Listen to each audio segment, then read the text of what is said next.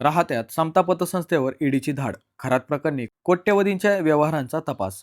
मंडळी, अहिल्यानगरमधून मोठी बातमी समोर आली आहे. भोंदू अशोक खरात प्रकरणात मोठ्या प्रमाणात धाड सत्र सुरू आहे.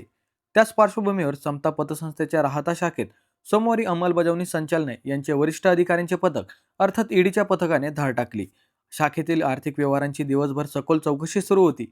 मिळालेल्या माहितीनुसार समता पतसंस्थेत अशोक खरात नॉमिनी असणारी तब्बल 100 खाती असल्याचे समोर आले आहे. या खात्यांवरून सुमारे 60 कोटींवरून अधिक आर्थिक व्यवहार झाल्याचा संशय व्यक्त केला जात आहे. या पार्श्वभूमीवर ईडीने आर्थिक गैरव्यवहार, मनी लॉन्ड्रिंग आणि संबंधित बाबींचा तपास हाती घेतला आहे. समता पतसंस्थेच्या राहता शाखेत ईडीचे 5 ते 6 वरिष्ठ अधिकारी उपस्थित होते. त्यांनी शाखेतील व्यवस्थापक आणि कर्मचाऱ्यांची कसून चौकशी सुरू केली असून संशयित व्यवहारांची माहिती, खातेदारांचे तपशील आणि निधीचे स्रोत आदींबाबत माहिती घेतली जात आहे.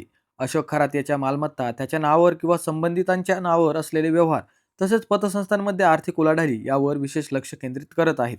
दरम्यान अद्यापही चौकशी सुरू असून त्यात काय सापडले, निष्पन्न झाले याबाबत सविस्तर माहिती संबंधित अधिकाऱ्यांनी दिली नाही. रात्री उशिरापर्यंत चौकशी सुरू राहील असे सांगितले जात आहे.